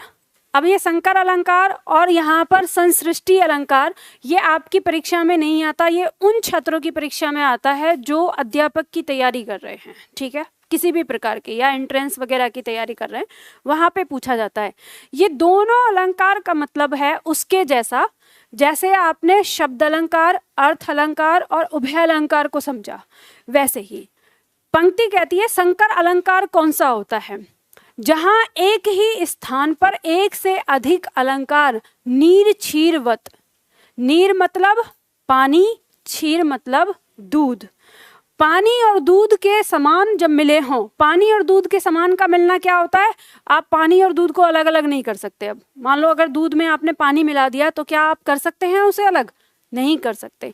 तो ऐसे ही किसी पंक्ति के अंदर दो अलंकार ऐसे समाये हों जहां पे आप उसे अलग नहीं कर सकते। जैसे कि आपने कहा था ऊषा सुनहरे तीर बरसाती जयलक्ष्मी सी उदित हुई, तो वहां जयलक्ष्मी सी आया है जो कि उपमा अलंकार भी दिखा रहा है। और फिर हमने कहा है कि ऊषा सुनहरे तीर बरसाती, उसमें मानवीकरण अलंकार भी हुआ है। तो आप कौन से हिस्से को अलग करेंगे? किसी हिस्से को अलग नहीं कर सकते, क्योंकि उपमा अलंकार भी तभी पता चलेगा जब आप पूरा पढ़ेंगे, और मानवीकरण अलंकार भी तभी पता चलेगा जब आप उसको पूरा पढ़ेंगे। तो यानी उस पंक्ति के अंदर किस तरह का अलंकार था? संकर अलंकार। ऐसी और भी बहुत सारी पंक्तियां होती हैं, तो वहां आपको पता चलेगा। अब संसृष्टि अलंकार क्या होता है? जहां दो अथवा दो से अधिक अलंकार परस्पर मिलकर भी अलग अलग स्पष्ट रहते हैं, वहां संसृष्टि अलंकार होता है। इसका मतलब क्या होता है कि अगर कोई पंक्ति है, एक पंक्ति ये दी है और उसकी पंक्ति नीचे, ऊपर वाली पंक्ति में कोई दूसरा अलंकार है और नीचे वाली पंक्ति में कोई दूसरा अलंकार है, और दोनों पंक्ति मिलकर क्या कर रही हैं? दोनों पंक्ति मिलकर एक अर्थ दे रही हैं, किसी एक कहानी को बता रही हैं। तो ऐसी पंक्ति जो होती है उनमें संसृष्टि अलंकार देखने को मिलता है। तो ये अध्यापक वाली परीक्षाओं में ही आता है। अब यहाँ पे आपके अलंकार समाप्त होते हैं। अब मैं सबसे पहले आपको बताती हूँ कि किस परीक्षा के लिए कितने कितने अलंकार आप लोगों को पढ़ने हैं, जो जैसे अभी हमने इतने पढ़े। तो ध्यान दीजिएगा, अगर आप यूपी का कोई एग्जाम दे रहे हैं तो यूपी के एग्जाम के लिए आपको जो पढ़ना है वो पढ़ना है मानवीकरण अलंकार तक। यहां तक आपके आते हैं, मानवीकरण अलंकार तक आपको यूपी की परीक्षा के लिए पढ़ना है। हाँ, 1 से 12 तक यहाँ पे आपका आता है।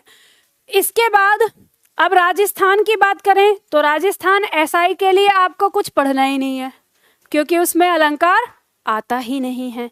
उसमें तो आपकी जो हिंदी आती है वो वाक्य शुद्धिकरण तक आती है, जो कि भाग 2 हमारा समाप्त हो जाता है जब, तो वाक्य शुद्धिकरण तक आता है। तो वर्णमाला से लेकर वाक्य शुद्धिकरण तक आता है। तो उसमें ये अलंकार, रस या छंद या साहित्यकार, उनकी रचनाएं, पुरस्कार, पत्रिकाओं के नाम या पत्र लेखन या भाषा विज्ञान, इन सब से प्रश्न नहीं आते हैं। हाँ, उसे भी ऐड करो। अभी तो पहले बताया ना 1 से लेके 12 तक, इसीलिए तो मैंने आप सब लोगों को साथ में पढ़ाया है। आपको पक्का याद रखना है यहाँ तक, लेकिन बाकी सबको भी सीखना है, क्योंकि हम ये नहीं कह सकते ये दीपक अलंकार कैसे आ गया हमारी परीक्षा में। ये आता था आपकी अध्यापक वाली परीक्षाओं में आता था, अब वहाँ पे आया है। अब ऐसे जो प्रश्न हमारे आते हैं, एग्जामिनर क्या करता है, आपकी परीक्षा में प्रीवियस क्वेश्चन पेपर उठाता है। अब वो सबके उठा लेता है, कोई भी किताब जो आपकी मार्केट में सबसे ज़्यादा फेमस रही हो उस किताब को उठा लेता है, वहाँ से कुछ कठिन से क्वेश्चन उठाता है। तो वो ये नहीं देखता कि ये किस दूसरी परीक्षा में आया हुआ है, वो किसी को भी उठा लेता है। और कई बार अगर उसको ये बोल दिया कि अलंकार से प्रश्न उठाने हैं, तो वो अलंकार से प्रश्न उठा लेगा। वो ये नहीं देखेगा कि इस परीक्षा में इसके लिए कौन कौन से अलंकार दिए थे। अब जो प्रोफेसर इस बात का ध्यान रखते हैं कि भाई इस परीक्षा में तो इस अलंकार को दिया गया है, तो वो उतने तक ही लेते हैं। लेकिन कभी मान लो कोई थोड़ा सा सिरफिरा हो, गुस्सैल टाइप से, तो करे चलो एक आध क्वेश्चन डाल दो, देखते हैं इनको कितने पढ़ने वाले हैं, तो वैसा क्वेश्चन आ सकता है। तो इसलिए यहाँ पे मैं कहूँगी कि आप पढ़ के रहो सारी चीज़ों को, तो अच्छा है ना। नहीं पढ़ोगे तो कोई नुकसान नहीं है आपके लिए फायदा रहेगा, ठीक है। अब इसके बाद जितना भी इसमें बच गया, अब आते हैं एमपी की बात करते हैं। एमपीएसआई के लिए सारे अलंकार पढ़ने हैं, और जो छात्र टीजीटी पीजीटी यानी अध्यापक वाली परीक्षाओं की तैयारी कर रहे हैं, उन्हें भी सारे पढ़ने हैं, ये सारे। और उसके साथ जिन्हें अध्यापक की तैयारी करनी है, ये तो अभी शॉर्ट ट्रिक बताऊंगी, उनके लिए थोड़ा सा और है। अब वो थोड़ा सा और क्या है, कुछ अन्य अलंकार, ठीक है। यूपी कांस्टेबल, मैंने यूपी बोल दिया ना, तो उसमें सारे आ गए, ठीक है। वो चाहे आपका यूपी SSSC है या एसआई है या कांस्टेबल है। तो ये जो यहाँ पर कुछ क्वेश्चन अलंकार दिए हुए हैं, जैसे वीप्सा अलंकार, ध्यान रखना मैंने इसमें सारा सब कुछ समझा के लिखा है। जैसे उपमेय उपमा अलंकार या अन्वय अलंकार या स्मरण अलंकार, निदर्शना अलंकार, समासोक्ति अलंकार, और भी बहुत सारे अलंकार आपके दिए हुए हैं जो आते हैं। इनकी व्याख्या भी साथ में लिख दी है। तो जो अध्यापक की तैयारी कर रहे हैं वो इसको पढ़ लें, इनको समझ लें। अब हम बात करते हैं अब शॉर्ट ट्रिक। तो आपको एक बार रिवीजन करना है अलंकार में, और अभी मैं कुछ आपसे पूछने वाली हूँ, टेस्ट होने वाला है आपका, ठीक है, अलंकार में, तो वो आपको बताना है। तो पहले एक बार पूरा देख लो अलंकार हमारे क्या होते हैं। अलंकार को हमने दो भागों में बांट लिया, शब्द अलंकार और अर्थ अलंकार। शब्द अलंकार में सबसे पहले हमने पढ़ा था अनुप्रास अलंकार। अनुप्रास अलंकार में 5 टाइप पढ़े थे इसके, जिसमें 6 का अनुप्रास मतलब वर्ण 2 बार मिलेगा, जिसमें वृत्यानुप्रास वर्ण 3 या 3 से अधिक बार, लाटानुप्रास में वाक्य या उपवाक्य की आवृत्ति होगी, शत्यानुप्रास में त वर्ग की आवृत्ति होगी, और अंत्यानुप्रास में अंतिम अक्षर की आवृत्ति होगी। बिल्कुल याद है ये। श्लेष अलंकार में एक शब्द होगा, लेकिन उसके 2 या 2 से अधिक अर्थ होंगे, ठीक है। यमक अलंकार में 2 या 2 से अधिक शब्द होंगे और सबके अलग अलग अर्थ होंगे। इसके बाद अर्थ अलंकार की बात करते हैं हम। इसमें अर्थ अलंकार हमारा कहता है कि उपमा अलंकार में सा, सी, सो, सम जैसे आदि शब्द हमें देखने को मिलेंगे पंक्ति में। रूपक अलंकार कहता है उपमेय रूपी उपमान। आपको देखना है योजक चिन्ह के स्थान पर रूपी शब्द रख के देख लेना, अगर उपमेय उपमान का संबंध मिलता है तो रूपक अलंकार। उत्प्रेक्षा में मानो मनो ज्यों, यानी जिसका अर्थ क्या हो, मानो की, जहां कल्पना करवाई जाए। अतिशयोक्ति अलंकार, किसी बात को बढ़ा चढ़ा कर कहा जाए, अतिशयोक्ति होगा।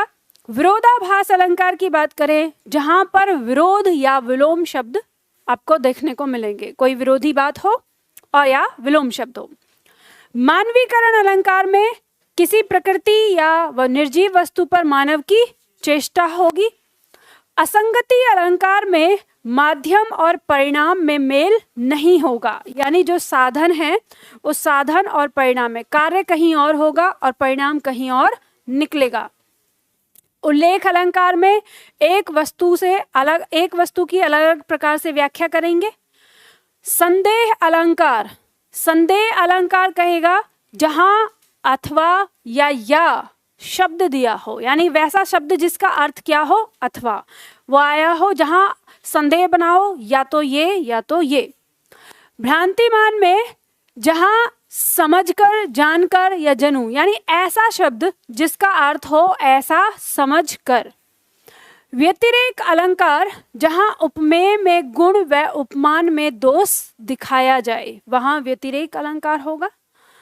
और दृष्टांत अलंकार में पंक्ति में कोई कहावत या लोकोक्ति देखने को मिलेगी, और विभावना में बिना, बिनु, बिन, यानी जो कारण है यानी जो साधन है, साधन वहां नहीं होगा लेकिन कार्य फिर भी पाया जाएगा। अन्योक्ति अलंकार में दो अर्थ होंगे, एक शब्दार्थ होगा और एक भावार्थ होगा। कोई ऐसी पंक्ति जो अपने पीछे कोई गूढ़ रहस्य को लिए हुए होगी। अपहनुति अलंकार, पंक्ति में नहीं शब्द देखने को मिलेगा। प्रतीप अलंकार की बात करेंगे, गुण में उपमेय अधिक व उपमान कम दिखाया जाएगा, यानी उपमेय को अधिक गुणवान और उपमान को कम गुणवान दिखाया जाएगा। और दीपक अलंकार, एक उपमेय के कई सारे उपमान या एक उपमान के कई सारे उपमेय दिखाए जाएंगे। ठीक है, तो ये यहाँ पे शॉर्ट ट्रिक है। बस इसी को आपको क्या करना है, हर तीसरे चौथे पांचवें दिन अब ये जो शॉर्ट ट्रिक आपको दी है इसी को उठा के देख लेना है, बाकी तो आपका सारा हो जाएगा। इसमें कुछ अब आपका टेस्ट है, अभ्यास हेतु कुछ पद। अब बताइए जल्दी से, पहला पॉइंट, सूर सूर तुलसी ससी उडगन केशव दास अब के कवि खद्योत्सम जहते करे प्रकाश। अब इसमें बताओ कौन सा अलंकार है?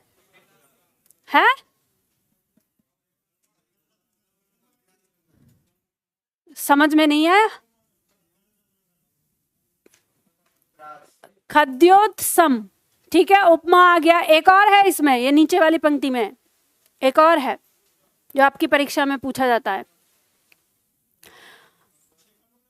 अनुप्रास अलंकार को भी छोड़ दो, उसे भी साथ में लिख दो। एक और है जो दिखाई नहीं दे रहा है, जितने नाम आपने लिखे ना सब लिखते जाओ, देख लो कि आपको पता चलेगा, किसी से भी पूछ सकता है। यमक अलंकार, यमक अलंकार कहाँ है इसमें?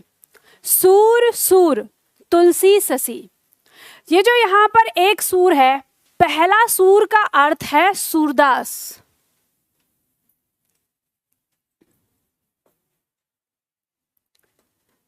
और दूसरे सूर का अर्थ है सूर्य। ठीक है, पंक्ति कहती है सूरदास जी तो क्या है?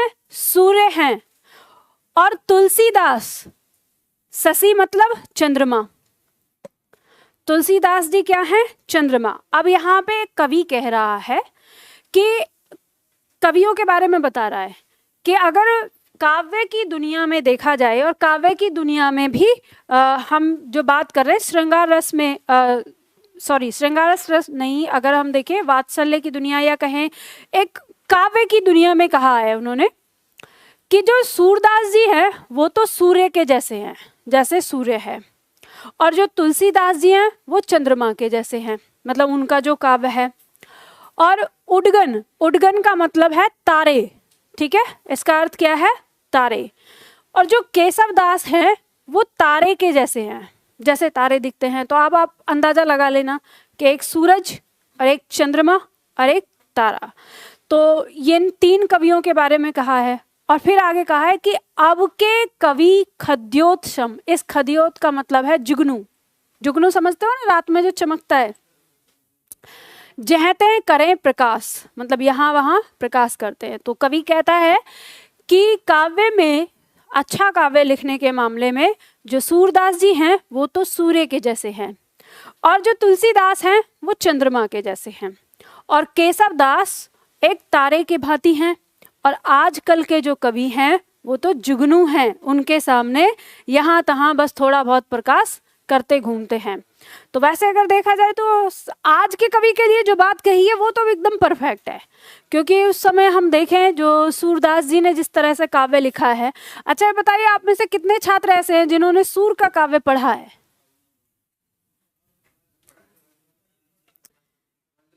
थोड़ा बहुत जिन्होंने साहित्य पढ़ा है तो उन्होंने पढ़ा होगा, और जब सूर का नहीं पढ़ा तो तुलसीदास का क्या पढ़ा होगा? काव्य पढ़ा ही नहीं है ना। तो पढ़ना चाहिए, जीवन में आपको साहित्य जरूर पढ़ना चाहिए।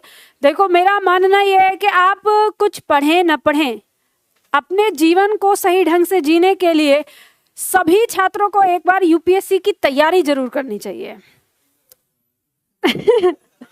अगर आप तैयारी करके आप जीवन जीने का तरीका सीख लें और उसमें आ जाएं। अब देखो तैयारी करने के दो तरीके होते हैं। एक होता है कि आप तैयारी कर रहे हैं, तैयारी के नाम पे बस ऐशो आराम और ये सारी चीज़ें कर रहे हैं, वो अलग है। एक तैयारी होती है रियल में इंसान बनना, आप अपने अंदर अपने विचार, अपनी सारे नज़रिए को, अपने हर एक चीज़ को चेंज कर रहे हैं, वो होती है रियल तैयारी। अब ये तैयारी नहीं कि जैसे अच्छा ठीक है शाम हुई तो बत्रा पे ज़रूर जाना है आँख सेकने के लिए, ये तो कंपलसरी है यहाँ के स्टूडेंट को, तो रात को 7 बजे यहाँ पे मेला लगता है, फिर क्यों चाय की दुकान पे खड़े होना है, वहाँ आते जाते थोड़ा सा आँख सीख जाएंगी। तो वो सारी चीज़ें, ये सब बकवास वाली चीज़ें हैं, ऐसा कुछ नहीं है, इन सब की बात नहीं कर रहे। अब ये तो आप लोगों को पता, देखो मैंने तैयारी कैसे करनी चाहिए ये मुझसे पूछ रहे हो। तैयारी ऐसे करनी चाहिए कि आप जीवन में अगर सरकारी जॉब ना ले पाओ या सरकारी जॉब करने का मूड ना हो तो आप कहीं पर भी कुछ भी कर सकते हो। तैयारी ऐसी होनी चाहिए। मैं हमेशा यही बात बोलती हूँ कि देखो सरकारी जॉब की सच कहूँ तो अगर सरकारी जॉब के बारे में ज़्यादा वो होता तो मैं खुद अपनी ना ज्वाइन कर लेती, मैं क्यों छोड़ती। मेरा कभी इरादा नहीं था सरकारी जॉब का। ये तो समझो कि सरकारी जॉब निकालना था, मम्मी पापा पीछे पड़े हुए थे कि नहीं ये सरकारी जॉब ही करनी है, सरकारी जॉब ही करनी है। निकाल के दे दी कि अब ये पता चल गया कि हाँ हम सरकारी जॉब निकाल सकते हैं कि नहीं। भाई अब तो वही करेंगे जो हमारा मन कर रहा है। तो वही चीज़ है, मेरे बचपन से मुझे पढ़ाने के लिए का शौक़ था, तो मैंने टीचिंग के लिए प्रयास किया, लेकिन नहीं, मेरे ऊपर प्रेशर था कि तुमको ना सरकारी जॉब करनी है, IAS PCS वाली जॉब निकालनी है कोई।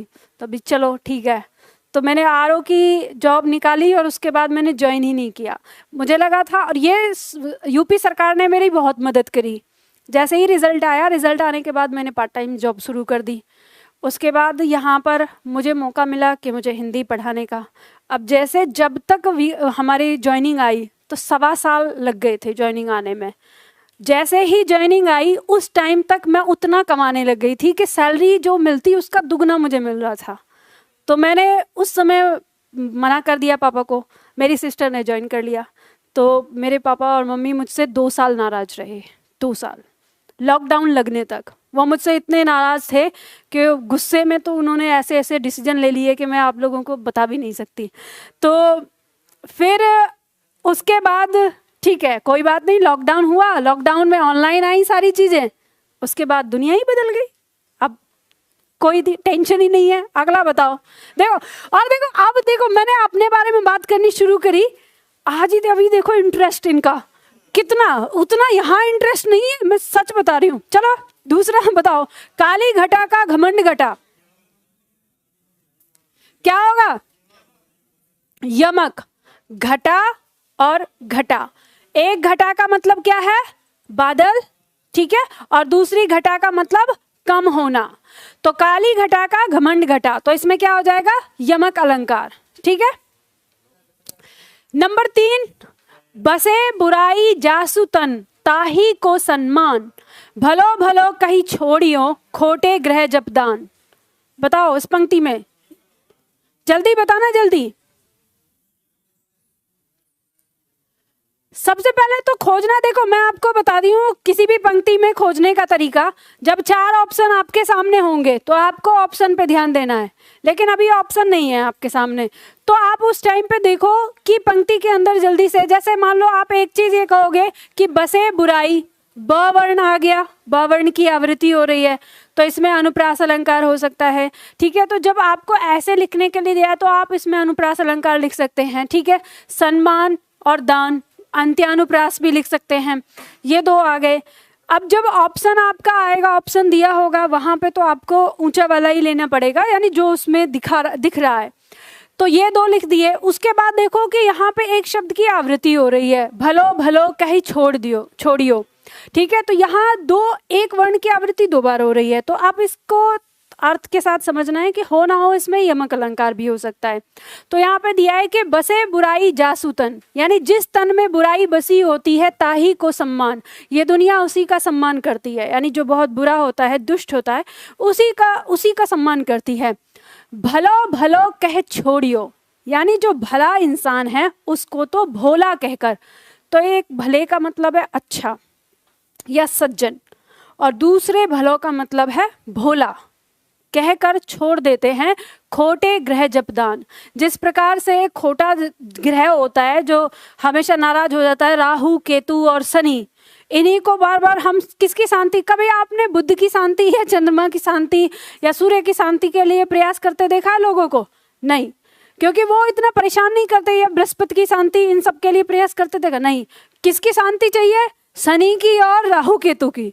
तो वही है, खोटे ग्रह हैं वो, एकदम से जैसे ही उनकी नजर पड़ी तो कहते काम तमाम हो जाता है। तो वही कवि ने कहा है कि जो खोटे ग्रह हैं उनको ही जपदान दिया जाता है, उन्हीं की पूजा अर्चना की जाती है, क्योंकि जिस तन में बुराई बसी हुई है उसी को सम्मान मिलता है। आज का समय ऐसा हो गया है, और जो भला है उसको तो भोला कहकर छोड़ दिया जाता है। तो अब ये मत सोचना कि अच्छा मैम इससे सीख मिल गई, अब के बाद हम बुरे ही बनेंगे तभी लोग सम्मान करेंगे, ऐसा नहीं, ठीक है। ये बस कवि कह रहा है, बता रहा है, सच्चाई कही है इस जगत की। संसार की समर स्थली में धीरता धारण करो। देखो, संसार की समर स्थली, समर मतलब युद्ध, स्थली मतलब स्थान, युद्ध स्थान यानी युद्ध भूमि। जो ये संसार की युद्ध भूमि है, अब इसमें कहीं पे उपमेय उपमान का कोई संबंध नहीं है, इसलिए योजक चिन्ह से आप घबराओ मत। समर मतलब युद्ध का स्थान, तो का के स्थान पर आया है यहाँ पर योजक चिन्ह, तो इसलिए इसमें उपमेय उपमान नहीं है, तो रूपक नहीं होगा, इसलिए कंफ्यूज मत हो। आगे दिया है मैं धीरता धारण करो, तो ध वर्ण की आवृत्ति हो रही है, बाकी और कोई चीज इसमें दिखाई नहीं दे रही। तो कौन सा अलंकार? अनुप्रास अलंकार, ठीक है। पाहुन ज्यों आए हो, ये तो हमने कर लिया था, इसमें ये ज्यों आ गया, उत्प्रेक्षा अलंकार हो गया, ठीक है। फूले कांस सकल मही छाई, जनु बरसा ऋतु प्रकट बुढ़ाई। यहां पे कहा है फूले कांस सकल मही छाई, जनु बरसा ऋतु प्रकट बुढ़ाई। बताओ, देखो ऐसा करती हूं, मैं आपको एक चीज बताती हूँ। यहाँ पे जो ये पंक्तियां, जितनी भी ये पंक्तियां लिखी हुई हैं ना, ये सब प्रश्नोत्तर में दी हुई हैं, तो मैं आपको प्रश्नोत्तर करवाती हूँ, तो उससे आपको ये पता चलेगा कि हम कैसे निकालेंगे। यहाँ आपके पास सोचने के लिए बहुत बड़ा क्षेत्र है, तो इसमें ना कंफ्यूज होंगे। तो इन सबको आप घर पे जाके करना, और ना समझ में आए तो मुझसे पूछ लेना, मैं आपको प्रश्नोत्तर करवाती हूँ, इसमें भागो मत। आपको लग रहा है छुट्टी कर दी मैंने? मैं ये सोच रही हूं कि आज अलंकार समाप्त कर देते हैं, ठीक है। किसी की क्लास है क्या? किसकी? तो जिनकी क्लास है वो निकल लो।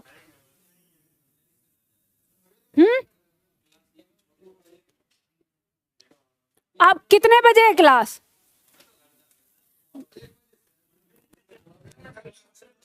घर जाना है क्लास? अरे 15 मिनट, 15 से 20 मिनट। देखो सुनो, मेरी बात सुनो, आपको पता है दीपावली की छुट्टी है, लंबी हो रही है दीपावली की छुट्टी डे के हिसाब से, तो जल्दी से बैच समाप्त हो जाएगा। एक दिन क्यों वेस्ट करें हम 15-20 मिनट के ऊपर? बाकी आपको अभ्यास करना है। मैं आपको 5-6 उदाहरण ऐसे बताती हूँ जिससे आपको अलंकार निकालना आ जाए समझ में। बाकी उसके बाद आपको घर जाके अभ्यास करना है, ना समझ में आएगा तो आप पूछ लेना, समझ गए? तो इसलिए चुपचाप बैठ के ना थोड़ा सा कर लो, समझ लो। अब जो मैं आपको करवा रही हूँ ना, देखो असली बात यह है कि जो मैं करवा रही हूँ ये टीचर का काम नहीं है, ये आपका अपना अभ्यास है। यहाँ मैं आपकी मदद कर रही हूँ, तो इसलिए मदद ले लो, ज्यादा अच्छा है।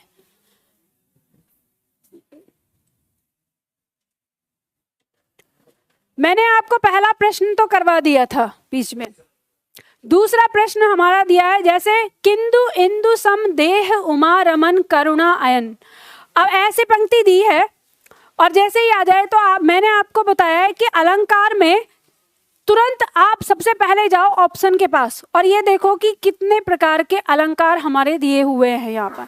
तो श्लेष अलंकार दिया है, उपमा दिया है, अनुप्रास दिया है और रूपक दिया है। तो एक एक करके आप देख सकते हैं। जैसे मान लो श्लेष है तो आप देख सकते हैं कि कोई अनेकार्थक शब्द होगा, तो पंक्ति में अगर आप खोजेंगे तो देखेंगे कि कोई ऐसा शब्द नहीं लग रहा जो अनेकार्थक हो सकता है, तो इसे थोड़ी देर के लिए इसको काट देंगे। अनुप्रास अलंकार की बात करेंगे, किसी शब्द की आवृत्ति नहीं हुई है यहाँ पर, तो ये भी काट देंगे। उसके बाद रूपक में मैंने आपको बताया कि शब्द में योजक चिन्ह पहले खोजेंगे, योजक चिन्ह तो कहीं दिखाई नहीं दे रहा, तो इसको काट देंगे। अब बचा क्या? उपमा। उपमा हमारा कहता है कि सा सी सो सम, तो हमें दिख रहा है यहाँ पर सम, तो आंसर क्या हो गया? उपमा हो गया। द की आवृत्ति है, लेकिन ये बात ध्यान रखिएगा, ये वाला तब है जब आपको उपमा भी ना मिले। ये आपको कब करना है? जब आपको उसमें उपमा भी ना मिले। अगर कोई दूसरा आ जाता है तो अनुप्रास वहां गौण हो जाता है, ये मैंने आपको पहले दिन ही बताया था। जब 4 ऑप्शन होंगे, अगर आपको ऐसा लगे कि पंक्ति के अंदर अनुप्रास भी आ रहा है और ऑप्शन में भी अनुप्रास है और कोई दूसरा अलंकार भी आ रहा है, तो जब दूसरा अलंकार आपको मिल जा रहा है तो अनुप्रास वहां गौण हो जाएगा। ठीक है। इसके बाद नंबर 3, जहां उपमेय में उपमान की समानता की संभावना व्यक्त की जाए। अब देखो, चाहे परिभाषा कुछ भी कह रही हो, मैंने आपको कहा था जहां उपमेय में उपमान की समानता, जहां समानता की बात होगी वहां क्या होगा? उपमा होगा। तो आंसर क्या हो जाएगा? डायरेक्ट उपमा हो जाएगा। नेक्स्ट प्रश्न कहता है, उस काल मारे क्रोध के तन कांपने उनका लगा। अब जैसे ये पंक्ति दी है तो सबसे पहले देखो, अतिशयोक्ति, उत्प्रेक्षा, रूपक और उपमा। तो आप देखेंगे कि रूपक कोई योजक चिन्ह नहीं है, उत्प्रेक्षा किसी मानो या मनो या जानो, तो हमें दिख गए यहाँ पर मानो, तो तुरंत पता चल जाएगा कि क्या है? उत्प्रेक्षा है। जैसे देखो, पंक्ति कह रही है, पूत कपूत तो क्यों धन संचय, पूत सपूत तो क्यों धन संचय। अब याद रखना, जब भी अलंकार से ऐसे आएगा तो ऑप्शन क्या कह रहा है? छेका, वृत्या, लाटा और अंत्या। तो आपको पता है, तुरंत पता चल जाएगा कि पूत कपूत, पूत सपूत, पंक्ति का क्या हो रहा है? आवृत्ति हो रही है, तो सीधा सीधा आपको पता चल गया कि लाटा अनुप्रास हो गया। ठीक है। इसके बाद शब्द अलंकार कहा है, निम्नलिखित विकल्पों में से शब्द अलंकार को चिन्हित करिए। आपको बताना है इन चारों में से शब्द अलंकार कौन सा है। तो आपको पता है, यमक शब्द अलंकार है, व्यतिरेक, रूपक और प्रतीप अर्थ अलंकार है। जहां बिना कारण के कार्य होना पाया जाए वहां कौन सा अलंकार होगा? ऑप्शन कह रहा है विरोधाभास, विशेषोक्ति, या ऊपर देखो अपने उसमें अगला क्या है? विभावना और भ्रांतिमान। तो आपको पता है कि बिना कारण के कार्य हो रहा है, तो ये हमने किस में पढ़ा? विभावना में पढ़ा। ठीक है, परिभाषा हमें पता चल जाएगी। इसी तरह से 8 कह रहा है, नीचे लिखे विकल्पों में कौन सा विकल्प रूपक अलंकार से संबंधित है? तो जैसे ही रूपक बात कही, मैंने आपको बताया रूपक मतलब रूपी कहेगा, इसका मुख चंद्रमा के समान कट जाएगा, चंद्रमा इसके मुख के समान कट जाएगा, यह चंद्रमा रूपी मुख है, यह मुख है अथवा चंद्रमा, अथवा आ रहा है कट जाएगा। ठीक है, तो आंसर हो जाएगा। बताइए, इसमें इस तरह से आंसर देने में कुछ ऐसा लगेगा कि नहीं आ रहा समझ में? आ जाएगा आराम से। तरनी तनुजा तट तमाल अनुप्रास हो जाएगा। अब जैसे देखो, नवल सुंदर श्याम शरीर की, सजल नीरद सी कल क्रांति थी। तो यहाँ पे आप देखेंगे उपमा, रूपक, श्लेष और उत्प्रेक्षा। उत्प्रेक्षा मानो मनऊ कहीं है? नहीं, काट दो। रूपक के लिए कहीं पे दिया हुआ है योजक चिन्ह, तो योजक चिन्ह दिया हुआ है। श्याम शरीर दिया है, तो आप देखेंगे श्याम रूपी शरीर, क्या कृष्ण रूपी शरीर बन सकता है? ये तो गलत हो जाएगा, मतलब रूपक नहीं है। श्लेष कोई ऐसा शब्द जिसमें 2 अर्थ निकल रहे हो? तो ऐसा नहीं है। उपमा आ रहा है नीरद सी। ठीक है, नीरद मतलब अब ये कहा है कि नवल सुंदर श्याम शरीर की, यानी नवल मतलब नया नवीन, सुंदर श्याम का शरीर। ठीक है, सांवला शरीर, यहाँ क्या आ रहा है इसका अर्थ? सांवला शरीर। सजल नीरद, नीरद मतलब बादल, सजल मतलब जल से युक्त। तो जल से युक्त बादल के समान कल क्रांति मतलब चमक लग रही है उस शरीर की, जिस शरीर की व्याख्या की जा रही है। ठीक है, तो यहाँ पे आपको पता चल गया के समान आ रहा है, उपमा अलंकार हो जाएगा, ये आंसर हो गया। पीपर पात सरिस मंडोला ये दिया है। नंबर 12 देखो, जैसे ये दिया है, शरीर झुका तूने नियति की मान ली यह बात, स्वयं ही मुरझा गया तेरा हृदय जलजात। अब इसमें पंक्ति दी है, बताओ कैसे निकालोगे इसका अलंकार। लाटानुप्रास, रूपक, श्लेष और वक्रोक्ति। सबसे पहले काट दो इसको, पंक्ति की आवृत्ति तो है ही नहीं। ठीक है, उसके बाद यहाँ कहा है कि सिर झुकाकर तूने नियति की मान ली यह बात, स्वयं ही मुरझा गया तेरा हृदय जलजात। तो पंक्ति में अर्थ समझ में आ रहा है कि नियति की कोई बात जो है वो सिर झुका के मान ली है और अपने आप ही हृदय जलजात क्या है, मुरझा गया है। तो इसमें कहीं कोई ऐसी बात तो नहीं आ रही जिसमें टेढ़ा कथन होगा। तो वक्रोक्ति और वक्रोक्ति को पहचानने के लिए क्या है, कोई ऐसा शब्द नहीं है जिसके दो अर्थ निकलते हों। दो अर्थ निकलने वाला शब्द कट गया तो वक्रोक्ति भी कट गया, बचा क्या। अब रूपक कैसे, हृदय जलजात कह रहा है, हृदय रूपी जलजात। जलजात का मतलब होता है कमल। अब कैसे पता चलेगा, जलजात मतलब जल में जात मतलब जन्म लेने वाला, जल में जन्म लेने वाला मुरझा गया, तो मुरझाने का मतलब क्या हो गया, फिर कमल ही हो गया। समझ रहे हैं ना। तो दिमाग चाचा चौधरी से तेज चलाओ, फिर इतनी दिशाओं में घूम जाना चाहिए। 13 बताओ जल्दी से। फूले कांस सकल मही छाई, जनु बरसा ऋतु प्रकट बुढ़ाई। तो यहाँ आपको जनु दिखाई दे रहा है, मानो की, तो क्या हो जाएगा, उत्प्रेक्षा। पंक्ति कहती है कि फूले कांस सकल, सकल मतलब सभी, मही माने पृथ्वी, पूरी पृथ्वी पर ऐसे लग रहा है जैसे कांस के फूल छा गए हों, मानो कि वर्षा ऋतु प्रकट होकर बुझ गई हो। मतलब ये जो कांस के फूल खिलते हैं, जब वर्षा ऋतु समाप्त हो जाती है उस समय कांस के फूल खुलते हैं। तो यहाँ कवि कह रहा है कि पूरी पृथ्वी पर जो है वो कांस के फूल से खिल आए हैं और ऐसा लग रहा है जैसे मानो कि वर्षा ऋतु समाप्त हो गई हो, मतलब प्रकट होके समाप्त हो गई हो। तो इसमें क्या हो गया, उत्प्रेक्षा अलंकार हो गया। मुख बाल रवि सम लाल होकर ज्वाला सा बोधित हुआ, कौन सा होगा। अब आराम से आपको पहचान में आ जाएगा, सम और सा, तो उपमा अलंकार हो गया। ठीक है, उसी तरह से दृष्टांत अलंकार, उपमेय उपमान की समानता में या उपमेय के रूप में कही बात उपमान में भी हो, उपमेय से उपमान की विशिष्टता में या उपमेय से उपमान की हीनता में। ठीक है, तो देखो यहाँ पे आपको पता है ये कट जाएगा, हीनता में विशिष्टता कट जाएगा, समानता कट जाएगा। दृष्टांत आपको याद है, उपमेय के रूप में कही बात उपमान में भी होनी चाहिए, परिभाषा है। तो आंसर क्या हो जाएगा, बी हो जाएगा। जैसे देखो आगे दिया है, शेष सुरेश गणेश दिनेश महेश सु जही निरंतर गावे। इस पंक्ति में स स स स स, ठीक है, अनुप्रास अलंकार, अंतिम वर्ण की आवृत्ति हो रही है।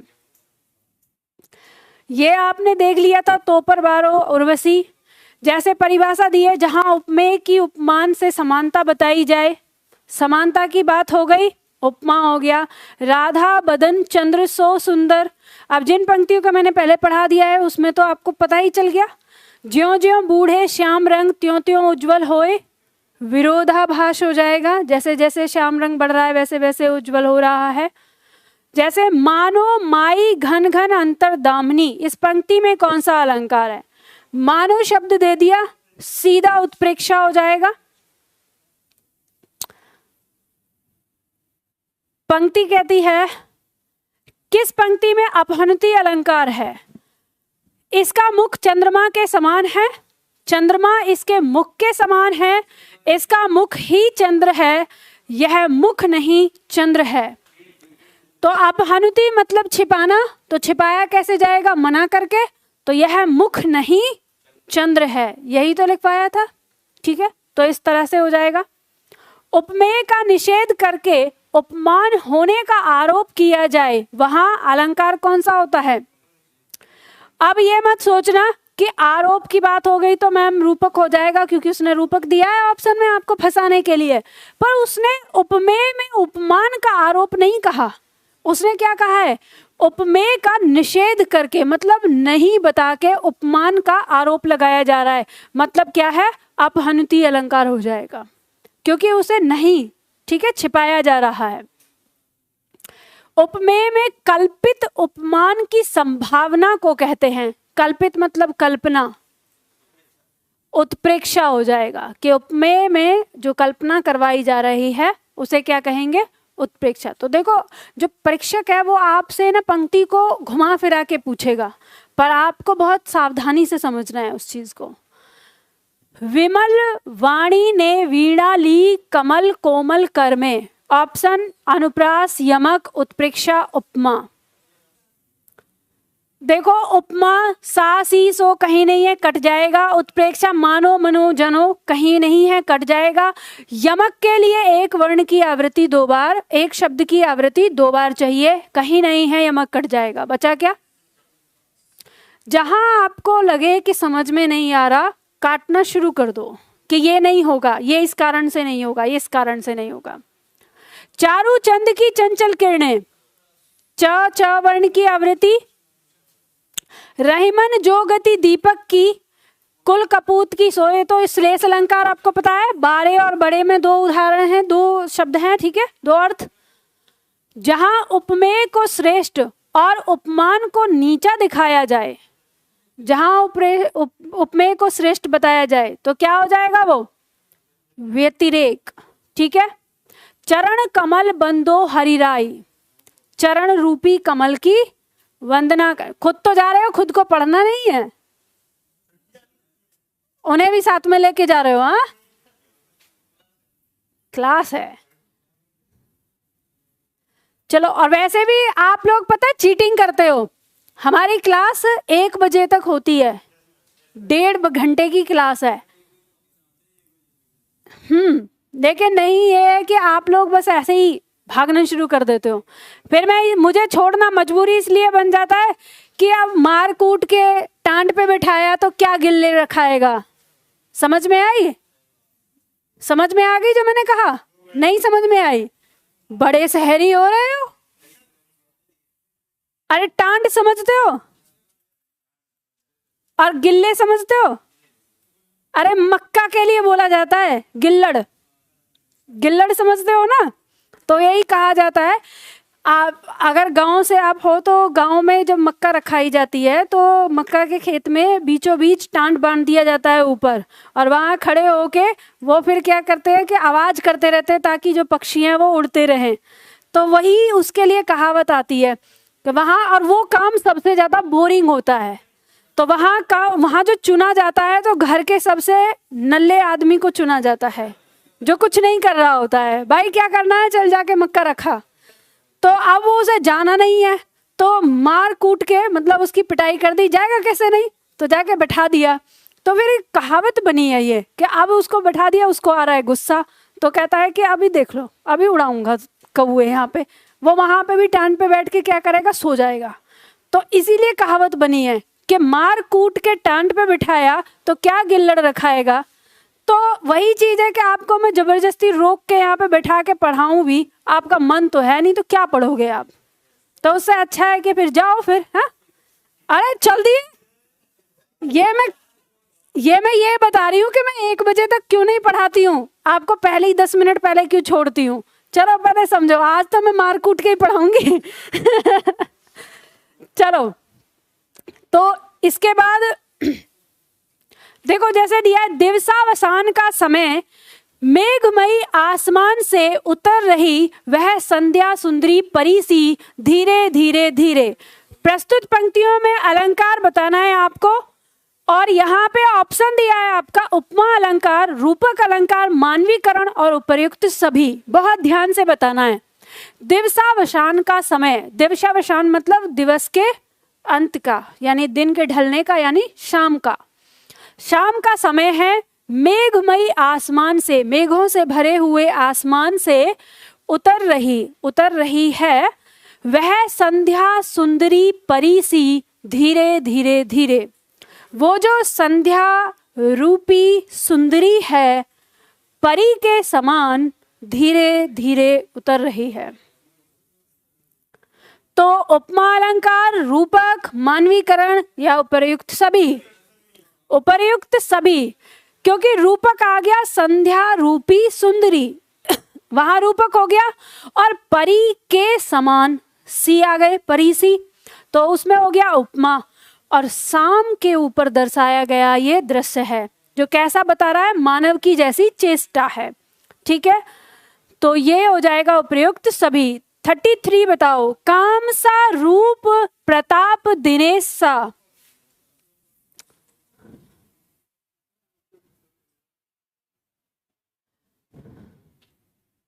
क्या हुआ इसको?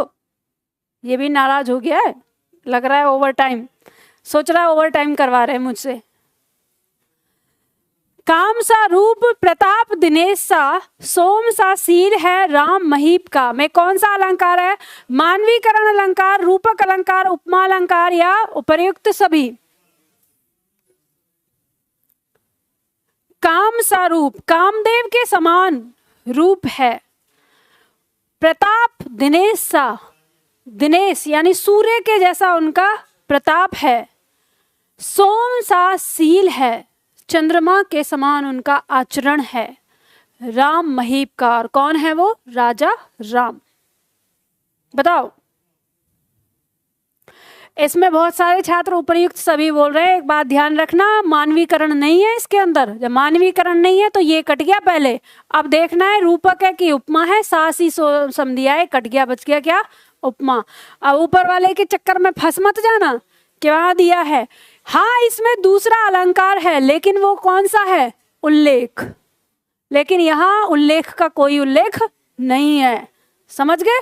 तो ये मत सोचना, ठीक है। चलो, अब अली रही गुलाब में अपत कटीरी डार, में कौन सा अलंकार होगा? जल्दी से बताओ। उपमा अलंकार, उत्प्रेक्षा, अन्योक्ति या अतिशयोक्ति? देखो कैसे बताओगे। उपमा अलंकार, सासी सो नहीं है, कट जाएगा। मानो मनो नहीं है, कट जाएगा। अब अली रही, अली मतलब भंवरा। भंवरा अगर गुलाब में रहता है, अपत कटीरी डार, अपत मतलब उलझ जाना, कटीरी मतलब कटीली झाड़ी में, गुलाब में रहता है तो कटीली झाड़ी में उलझेगा ही। तो इसमें कोई अतिशयोक्ति है? तो कट गया, बचा क्या? अन्योक्ति। शब्दार्थ तो समझ में आ गया, भावार्थ बताओ, क्योंकि अन्योक्ति के लिए दो शर्त है, दो अर्थ चाहिए। शब्दार्थ तो समझ में आ गया कि अगर भंवरा गुलाब में रहेगा तो कटीली झाड़ियों में उलझेगा ही। भावार्थ क्या है? क्या शिक्षा दे रहा है ये? झाड़ में नहीं रहना चाहिए। देखो, यहां गुलाब शब्द का जो प्रतीक है वो है प्यार, ठीक है। अब अगर आप प्यार के चक्कर में पड़ोगे तो कटीरी डाल मतलब कष्ट तो आएंगे ही। तो यही कहा है कि जब आप गुलाब को आपको अच्छा लगता है तो गुलाब में जो कांटे हैं उनको कौन झेलेगा? कोई पड़ोसी? आप ही झेलोगे। तो जब आपको प्यार अच्छा लगता है तो उसमें जो दुख मिलता है उसे भी आपको झेलना होता है, ठीक है। तो दो अर्थ है इसके अंदर। नहीं पराग नहीं मधुर मधु, ये तो आपको पता है। सागर के उर पर नाच नाच करती हैं लहरें मधुर गान। सागर का उर हृदय हो गया, सागर के हृदय की बात है। तो जैसे ही आ गया मानवीकरण, इसे बताओ। कबीरा सोई पीर है जे जाने पर पीर, जे पर पीर न जानिए सो काफिर बेपीर। पंक्तियों में कौन सा अलंकार है? पीर पीर पीर, एक पीर शब्द की आवृत्ति ज्यादा हो रही है। दूसरा देख सकते हैं, रूपक की तो कोई बात ही नहीं है इसमें, ठीक है। तो रूपक कट जाएगा। और दूसरे कौन है? श्लेष। श्लेष में कोई ऐसा शब्द नहीं है जिसका अर्थ हो और एक बार आया हो। पीर शब्द के दो अर्थ है, लेकिन दो बार आया है, तीन बार आया है। तो इसमें यमक अलंकार हो जाएगा। कैसे? कबीरा सोई पीर है, इस पीर का मतलब देवता, ठीक है। जे जाने पर पीर, पीर मतलब पीड़ा, यहाँ पे लिख सकते हैं, याद रहेगा आगे। तो पीर शब्द के दो अर्थ आ गए कि कबीरा कहते हैं कि सोई पीर है, मतलब वो एक देवता है जो दूसरे की पीड़ा को जानता है। जे पर पीर न जानिए, जो दूसरे की पीड़ा को नहीं जानता, सो काफिर बेपीर, वो काफिर है और बेपीर है, मतलब उसके अंदर कोई दया धर्म नहीं है। ठीक है,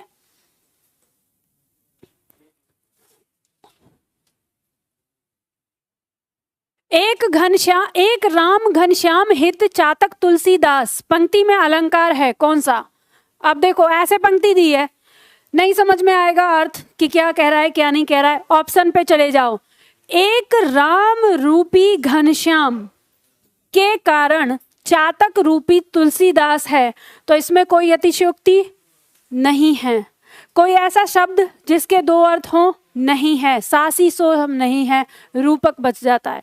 राम रूपी घनश्याम मतलब घना काला बादल, राम रूपी घना बादल की आस में चातक रूपी तुलसीदास है। कहते हैं ना चातक घने बादल की आस में रहता है। चातक ऐसा पक्षी माना जाता है कि वो बादल का ही पानी पीता है, जब बारिश होती है बूंद आती है उसी को पीता है। वैसे साइंस में ऐसा किसी प्रजाति को नहीं पाया गया है, पर ऐसा ये काव्य में कहा गया है। अब चातक नाम का कोई पक्षी होता है तो ये कहा जाता है कि वो बादल से प्रेम करता है, ऐसा काव्य कहता है। ठीक है, अब साइंस, मैंने कहा ना साइंस में ऐसा कोई प्रजाति, ऐसी कोई प्रजाति नहीं पाई गई है, पर ये उसमें है व्याख्या में, इसमें साहित्य में। संदेशन मधुबन कूप भरे, संदेशों से मधुबन के कूप मतलब कुएं भर गए हैं। इतने संदेशे भेजे हैं कि मधुबन के कुएं भर गए हैं। तो ऐसा तो हो ही नहीं सकता भाई, उस जमाने में पाताल तोड़ कुएं होते थे, इतने इतने संदेशे भेज दिए कि कुएं भर गए, तो अतिशयोक्ति अलंकार हो जाएगा। पट पीत मानु तड़ित रुचि, सुचि नौमी जनक सुतावर। अब यहाँ पे मनहु दिया है, मनहु, तो उत्प्रेक्षा हो जाएगा। ठीक है, इसके बाद आप लोग करिए, जो आपको लगे कि ये समझ में नहीं आया है तो पूछ लेना। नेक्स्ट क्लास जो हमारी होगी कल, कल क्या है, कल क्या है, कल शनिवार है, मंडे को होगी, तो वो उसमें हमारा क्या पढ़ाया जाएगा, रस। ठीक है, नहीं कल नहीं होगी, कल की छुट्टी।